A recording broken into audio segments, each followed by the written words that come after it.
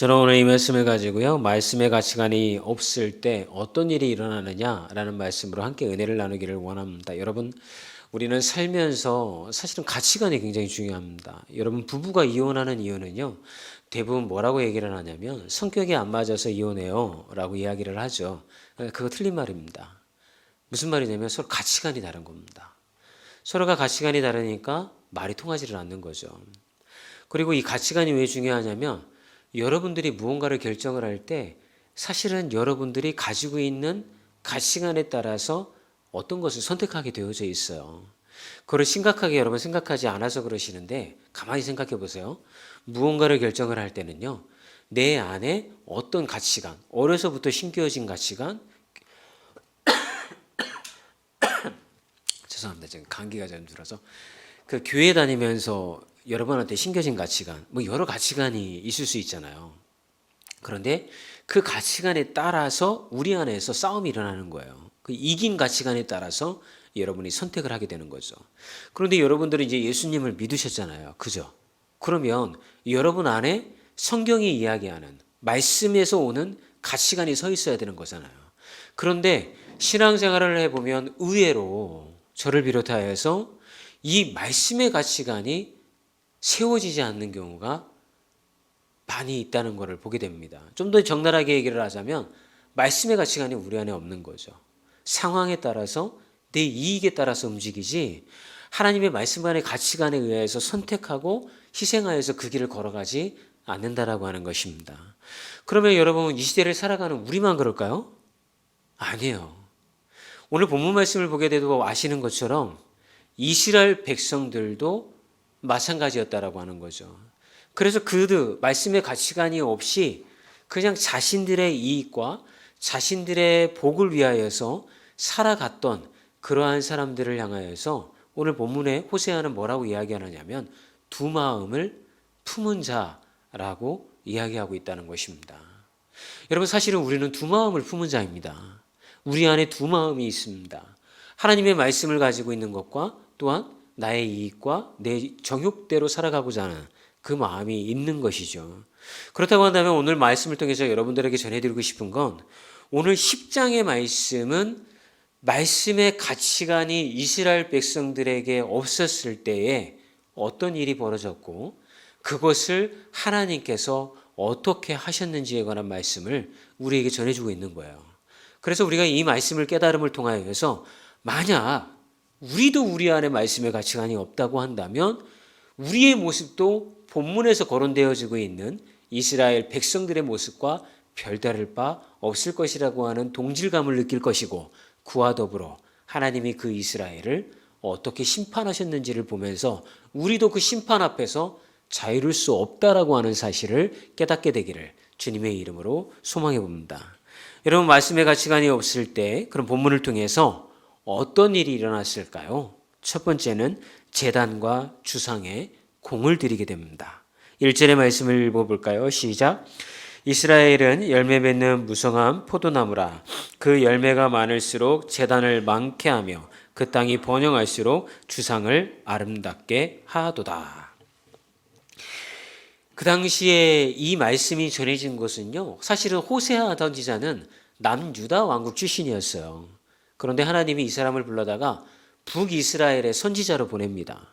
그리고 가서 선포하라고 예언하라고 하나님의 심판이 임박했다라고 이야기하라는 거죠.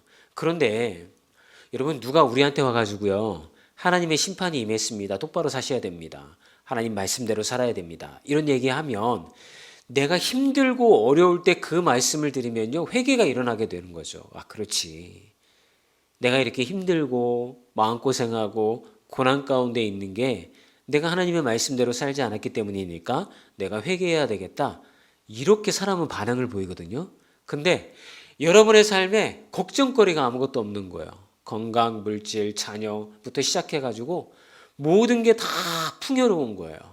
그럴 때 누가 여러분한테 와가지고서 똑바로 신앙생활 하세요. 주님께서 여러분들을 심판하실 것입니다.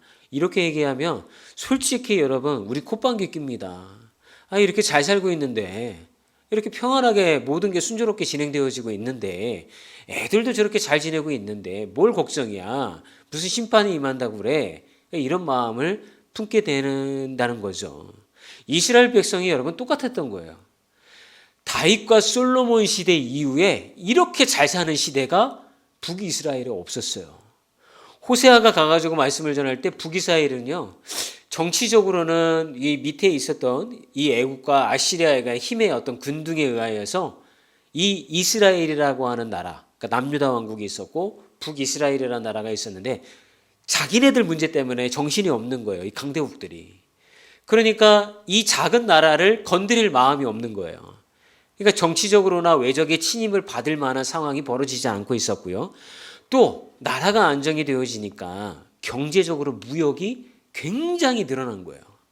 그러면서 북이스라엘은요, 어마어마한 수입을 거둬들이게 됩니다. 북이스라엘에 살았던 모든 백성들이 다 잘 삽니다. 그러면서 뭐라고 하냐면, 야, 다윗과 솔로몬 시대 이후에 하나님께서 우리를 이렇게 축복하신 적이 어디 있었냐. 너무 우리는 지금 잘 지내고 있지 않느냐. 이러면서 모두가 기뻐하는 그 상황이었다라고 하는 것이죠. 그런데 이 사람들은 이렇게 하나님이 이렇게 복을 누리고 잘 살게 되었으면 그걸 가지고 하나님을 더욱더 잘 섬겨야 되겠다라고 하는 길로 가야 되는데 그러지 아니하고 이 사람들은 그들이 섬기고 있었던 제단과 주상이라고 하는 것은 여러분 왜 신의 형상이나 우상의 형상을 이야기하는 거죠.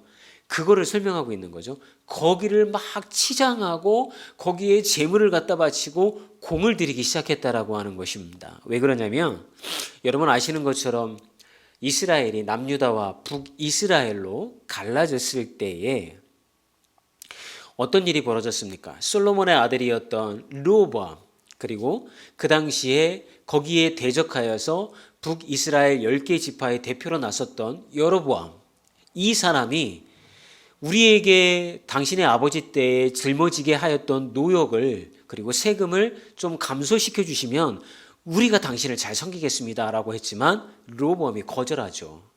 그러므로 말미암아 10개 지파가 똘똘 뭉쳐가지고서 북이스라엘이라고 하는 나라를 세웁니다.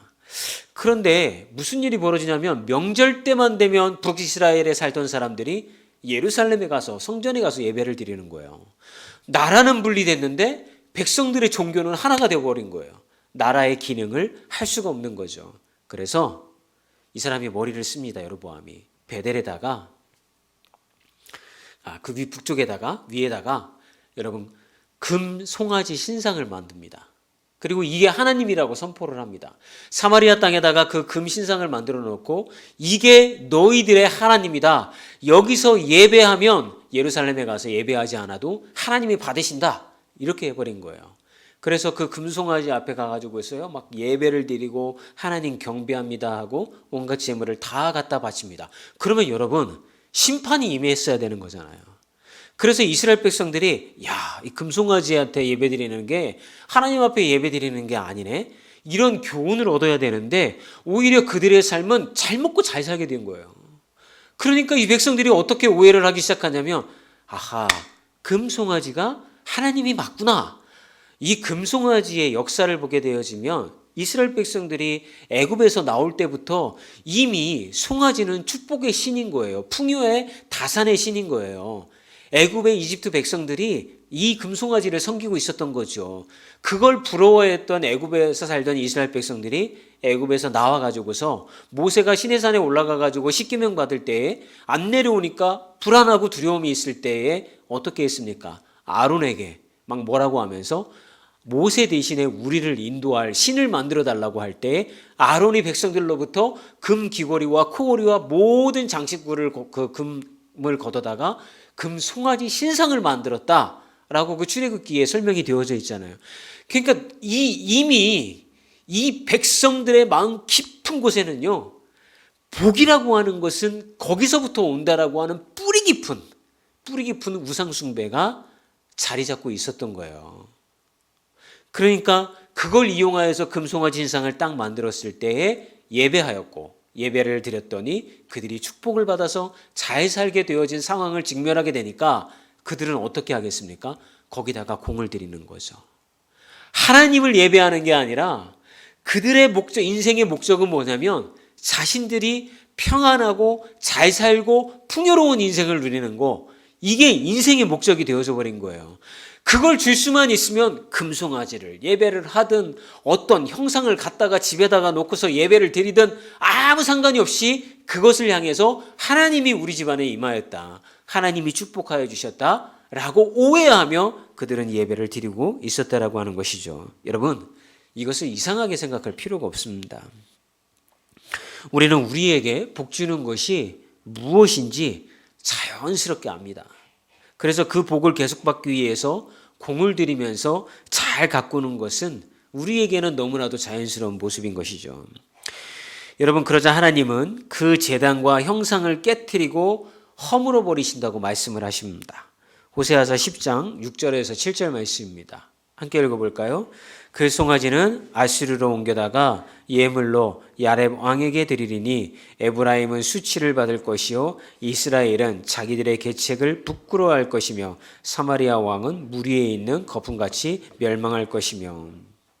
여러분, 하나님께서 그래 너희들이 그렇게 우상과 이 복 준다고 생각하는 것으로부터 막 공을 들이고 그걸 정성을 다 바친다고 했지, 그런 두 마음을 품었지, 그렇다고 한다면 내가 너희들의 눈앞에서 이 모든 것들을 깨트려 버리고 흩어버리겠다라고 심판을 이야기하고 계신 거죠. 그런데 여러분, 하나님이 단순히 우상을 깨트리는 것이 아니라 이것을 통하여서 이스라엘 백성들에게 가르쳐 주시고 싶은 것이 있었어요. 그건 뭐냐면 너희들은 왜 나를 의지하지 아니하고 우상을 의지하냐는 거예요. 왜 꼭 너희들 눈앞에 눈으로 보여져야 하는 것을 너희들은 붙잡고 그걸 의지하느냐는 거예요. 왜 보이지 않는 하나님을 의지하지 아니하고 눈에 보이는 걸 의지하냐는 거예요. 여러분, 이런 역사도 하나님이 이스라엘 백성들을 애굽에서 끌고 나와서 광야에서 40년 동안 생활하면서 그 백성들에게 가르쳤던 것이 그거 아닙니까? 눈에 보이지는 않지만 우리와 함께 하시는 하나님을 의지하고 신뢰하여라. 그런데 이스라엘 백성들은 계속해서 신앙적인 실수를 저지르죠. 잘못을 저지르죠. 눈에 보이는 것을 붙잡죠. 눈에 보이는 것을 붙잡으니까 어떻게 이야기합니까? 우리에게 우상을 만들어주고 우리를 돌볼 신을 만들어주고 우리의 길을 인도할 신을 우리에게 보여달라고 하는 거죠. 그게 눈앞에 보이지 않으니까 이 백성들은 모세를 향하여서 이렇게 외치죠. 차라리 애굽에서 노예로서 거기서 고기 먹을 때가 좋았다라고 이야기를 하지 않습니까? 이렇게 우리는 눈에 보이는 것을 좋아하는 거죠. 근데 하나님은 그런 과정들을 통하여서 철저하게 눈에 보이지 않는 하나님, 그럼에도 불구하고 이 백성을 돌보시는 하나님을 가르치시려고 했던 것입니다. 하나님은 하나님의 백성들이 보이지 않는 하나님을 의지하기를 원하는 거예요. 단순히 우상을 깨트려서 야 너희들이 믿는 거 이거 잘못된 거야, 그 우상들로부터 절대 너희들에게 복이 오지 않아? 아니에요. 거기도 복을 와요. 얼마 전에 저희 아내랑 같이 이렇게 차를 타고 지나가는데 관악구청 위에 좀 있으면 부처님 오신 날이잖아요. 아름답다라고 표현하기 그렇구나. 아주 귀여운 동자승 딱 앉아가지고 이렇게 딱 동자승이 딱 위에 올려져 있는데 저희 아내가 지나가다가 아니 저 공공기관에서 저렇게 해도 돼? 그러면은 크리스마스 때 십자가를 갖다가 딱 관악구청 앞에다가 딱 해놔야지. 그때는 그런 거 보이지도 않더니만 부처님 그걸 갖다가 이렇게 딱 하면서 저래도 되는 거야? 이렇게 아내가 얘기를 하더라고요, 사모가. 여러분, 실제로 지금 우리 삶은 어떻습니까, 여러분? 눈에 보이는 거를 의지를 하고 그것들로부터 복이 온다고 믿고 있기 때문에 그렇게 섬기고 있지 않습니까? 그런데 하나님은 그런 것들을 부셔버리시는 것으로 끝나지 아니하고 말씀하시는 거죠. 그것은 너희들이 예수를 만난 사람으로서 잘못된 것이다. 또 소천하신 저희 어머니 얘기를 꺼내서 그렇지만 어머니가 점집도 다니시고 막 권사님이 왜 가셨어요? 나도 얼마나 답답하면 갔겠니? 뭐 해 먹고 사나? 그죠? 사실은 이게 너무나도 정당한 우리의 연약한 모습이라고 하는 거죠.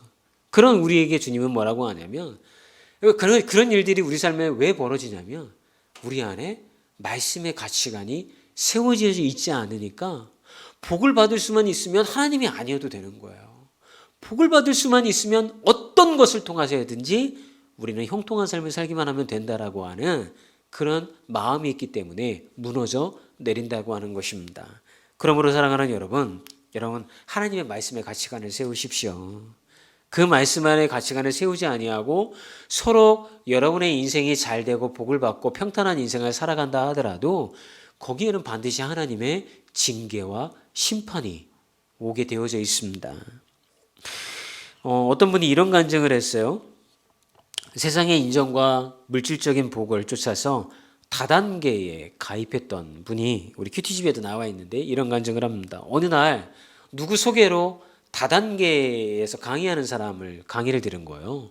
근데 그 사람 이야기를 들으면서 너무 부러웠던 거예요. 왜냐면 돈도 많이 벌죠. 투자의 귀재죠. 저희 어머니도 옛날에 다단계 해가지고서 2번이나 쫄딱 해먹으셨거든요. 그 사기라고 해도 믿지 않으시고 뭐 그런 전력이 있는데 이 갈급한 사람들이 다단계로 빠져들어요. 돈에 대해서 굉장히 갈급한 사람들, 이런 사람들을 끌어들이는 거죠.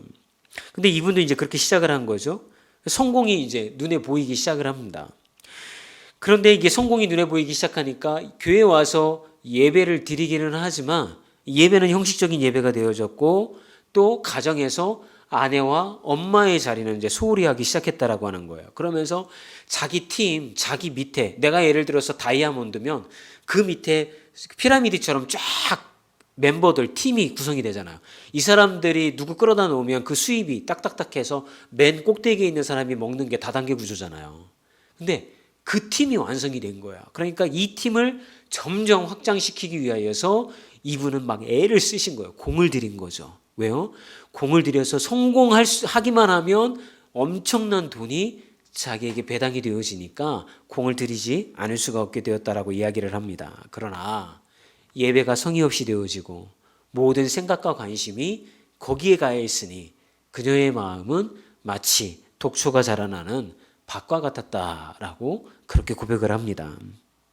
하나님은 속지 않으셨대요. 결국 성공을 눈앞에 두고서 팀이 무너졌고 그렇게 서로를 아꼈던 팀 멤버들이 서로를 향해서 비방하고 너 때문이야 라고 욕을 하며 뒤통수를 치는 일들을 겪게 되었다라고 이야기합니다.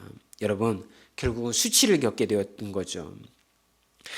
여러분 우리가 말씀의 가치관이 없었고 세상의 것을 사랑하게 되어지면 이런 삶의 행태가 우리 안에서 계속 반복되어지는 것입니다.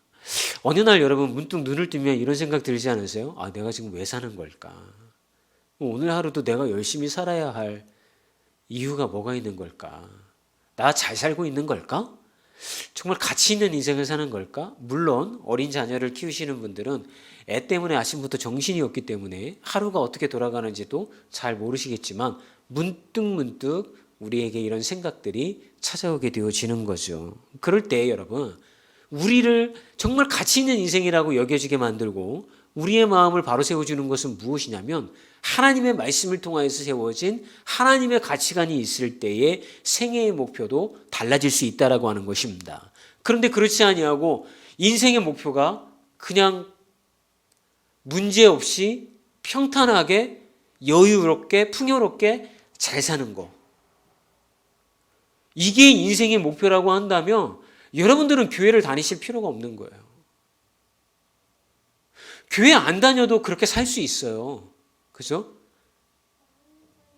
그렇게 안 해도 얼마든지 투자와 이런 것들을 공부를 하시면 그런 것들을 만들어낼 수 있는 시스템과 구조가 이 사회에 존재한다라고 하는 것입니다. 굳이 신을 찾지 않아도. 그런데 여러분들은 그런 분들이 아니잖아요. 하나님을 만났잖아요. 예수님을 만났잖아요. 근데 그분이 우리에게 말씀의 가치관을 통하여서 우리의 인생이 어떤 인생을 되어지기를 원하시는지 이미 우리에게 말씀하셨잖아요. 그래서 예레미야 9장 23절에 이렇게 말씀을 하십니다. 읽어볼까요? 여호와께서 이같이 말씀하시되 지혜로운 자는 그의 지혜를 자랑하지 말라. 용사는 그의 용맹을 자랑하지 말라. 부자는 그의 부함을 자랑하지 말라. 왜 자랑하지 말라고 하나요? 예수 믿는 사람들한테 하나님 외에는 진정한 가치와 진정한 힘이 아니라는 것을 말해주고 있는 거예요. 여러분들이 세상에서 살아갈 힘은 거기로부터 오는 것이 아니라 하나님으로부터 온다라는 사실을 말씀해주고 있는 것이죠. 그래서 우리는 신앙생활하면서 사실은 이런 기도를 많이 하지 않습니까? 하나님이요, 저한테 하라는 거 제가 다 할 테니까 제발 행복한 인생을 주십시오. 평안을 주십시오. 더 이상 걱정하지 말게 해 주십시오. 그리고 저의 인생은 남에게, 제가 큰 거 말하지 않습니다. 남에게 꾸지 않고 살 정도로만 물질의 복을 주신다고 한다면 제가 주님이 하라는 거 제가 다 할게요. 여러분, 우리는 사실 이런 기도 주님 앞에 많이 올려드리고 있지 않습니까? 이게 여러분 말씀의 가치관이 세워지지 않았기 때문에 이런 기도를 하게 되어지는 거예요. 왜 그런지 제가 말씀을 드릴게요. 이렇게 근심 없이 살다가 가는 게 하나님의 뜻이라고 한다면 여러분 말씀만 드린 것처럼 이 땅에서의 인생은 여러분 부질없는 인생이에요. 태어났기 때문에 사는 거고 죽지 못해 사는 것일 뿐이지 살아야 할 이유가 우리에게는 남아있지 않다고요. 그런데 예레미야 9장 24절에 또 이렇게 얘기합니다. 같이 읽어볼까요? 자랑하는 자는 이것으로 자랑할지니 곧 명철하여 나를 아는 것과 나 여호와는 사랑과 정의와 공의를 땅에 행하는 자인 줄을 깨닫는 것이라. 나는 이 일을 기뻐하노라. 여호와의 말씀이니라. 여기서 우리가 밑줄 쳐야 되는 게 뭐냐면 나를 아는 것과 나 여호와는 사랑과 정의와 공의를 행하는 자인 줄을 깨닫는 것이다. 결국 여러분 말씀의 가치관이 세워진다라고 하는 건 뭐냐면 하나님이 우리에게 행하신 뜻하신 뜻이 무엇인지를 깨닫는 거예요. 여러분. 졸리시죠? 정신을 바짝, 지금 굉장히 중요한 얘기 하는 거예요. 여러분. 하나님을 닮아가는 거. 하나님이 우리에게 가지고 계신 뜻. 이거를 알아가는 게 우리 신앙인에게 원하시는 하나님의 모습이라는가. 그러니까 이 성경책을 통하여서 지금 여러분 우리에게 하나님이 이야기해 주고 싶은 것은 무엇이냐면 내 마음이 이래. 그러니까 너희들이 좀 알아줬으면 좋겠어. 이걸 얘기하고 계신 거예요. 근데 우리는 하나님을 알고 싶은 게 없어요. 하나님에 대해서 알고 싶지도 않아요. 그냥 복만 달라니까요. 잘 살게만 해달라니까요. 이게 우리의 기도라고 하는 것이죠. 여러분 주님이 여러분들을 택하시고 왜 구원하시고 여러분 안에 성령을 주시고 복음을 위해서 살라고 하십니까? 첫 번째는 여러분들이 하나님을 경배하고 하나님 앞에 영광 돌리는 존재로 창조되어진 존재이기 때문에 여러분들에게 그렇게 하라는 것입니다. 두 번째는 하나님의 마음, 얼마나 내가 말씀으로 창조한 이 세상, 이것을 사랑하고 너희를 사랑하는지를 하나님의 마음을 알게 하시기 위하여서 특별한 계시인 성경의 말씀을 우리에게 주어졌습니다. 여러분 왜 주일날 평일날 성경의 말씀을 읽으십니까? 죽으라고 읽으면 뭐합니까? 아버지의 마음을 느끼지 못하는데 하나님이 나에게 어떤 존재인지도 나는 깨닫지 못하면서 말씀만 읽으면 뭐합니까? 우리가 알아야 될 건 바로 하나님은 알려주시기를 원하시는 거예요. 결국은 말씀의 가치관이 세운다라고 하는 것은 뭡니까? 하나님을 닮아가고 하나님을 알아가는 것. 이것이 그럼을 통하여 하나님 앞에 영광을 돌리는 존재로 우리가 창조되었다라고 하는 것을 깨닫는 것. 이게 말씀의 가치관인 거예요. 그러면 그런 말씀의 가치관이 세워진 사람들은 인생을 어떤 목적을 갖고 살아갈까요? 인생을 그냥 평탄하게 사는 것이 아니라 어떻게 하면 하나님을 좀 더 알 수 있을까? 어떻게 하면 그 하나님을 알음을 통하여서 좀 전에 예레미야 9장 24절에 말씀한 것처럼 나 여호와는 사랑과 정의와 공의를 땅에 행하는 자인 줄을 깨닫는 것이라. 내가 하나님이 그런 분이라는 것을 깨닫고 나도 그 뜻을 행해야 되겠구나. 이 땅 가운데 사랑과 정의와 공의를 땅에 행하는 자가 되어야겠구나 라는 것을 인생의 가치와 목표로 삼는 거예요. 근데 그게 잘 안 되죠. 왜냐하면 우리 안에 있는 죄성이 끊임없이 그걸 방해하죠. 그래서 우리 안에 성령의 놀라운 은혜가 아니면 감히 우리가 그 길을 걸어갈 수가 없게 되어지는 거죠. 그럼에도 불구하고 우리가 한 발자국 한 발자국 성에 차지 않는, 하나님 보시기에 성에 차지 않는 그 길을 향해서 걸어갈 때에 하나님은 기다려 주시고 그 기다림을 통하여서 기뻐하신다라고 하는 거예요. 그 모습만으로도. 그래서 여러분, 말씀의 가치관이 그런 것이라는 것을 알고 하나님의 심판이 임하기 전에 여러분 안에 말씀의 가치관을 세우시는 분들이 되기를 주의 이름으로 축원합니다.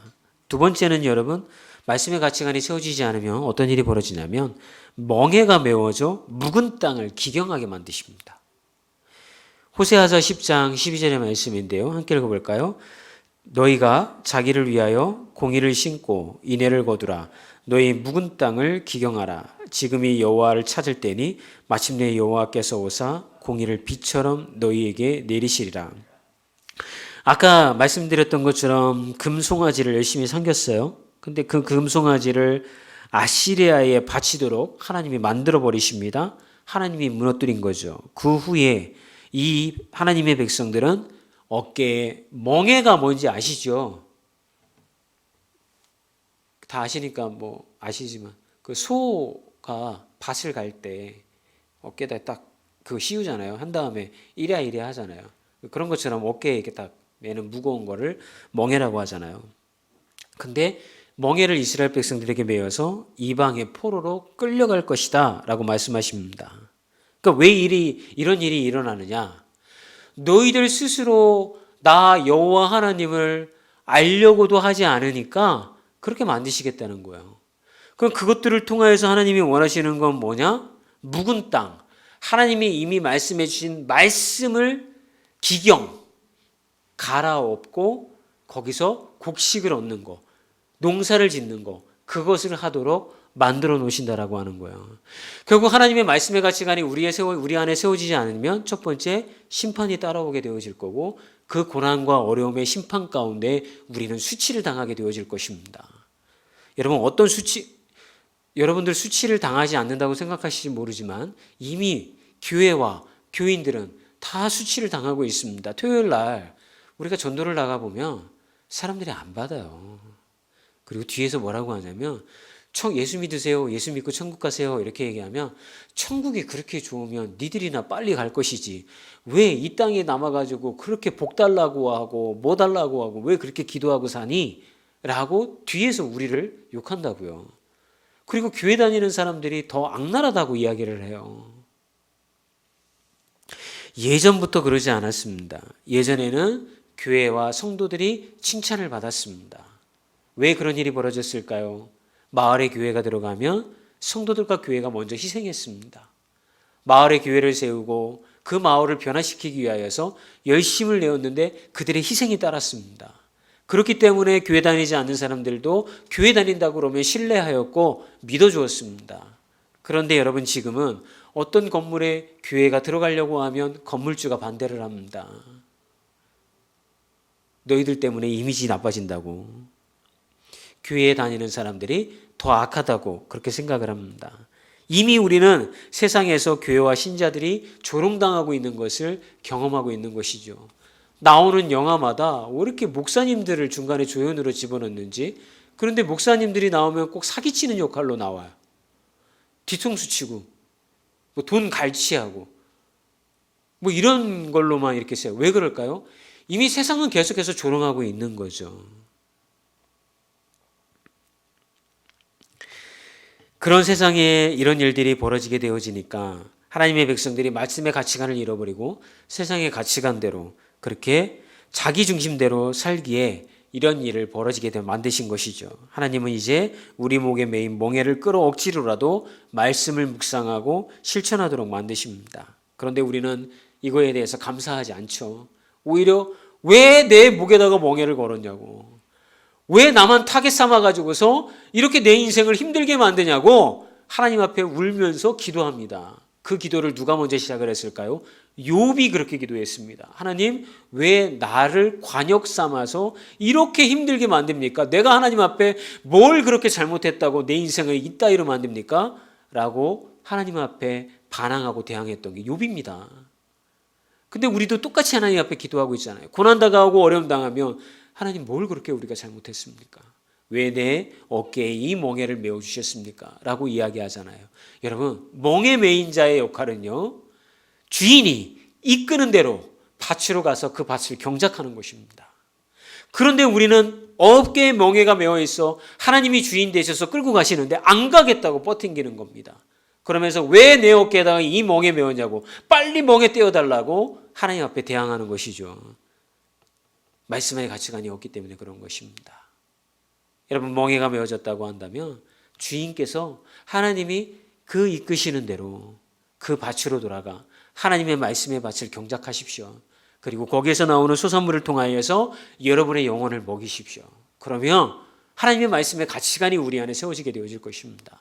그러면 선택의 순간, 결정의 순간 하나님의 가치관대로 선택하고 결정하게 되어질 것입니다. 여러분, 고난의 멍에를 메고 있다면 지금 해야 할 일은 말씀의 땅을 갈고 가꾸어야 할 시간입니다. 그것을 통하여서 하나님을 다시 만나야 됩니다.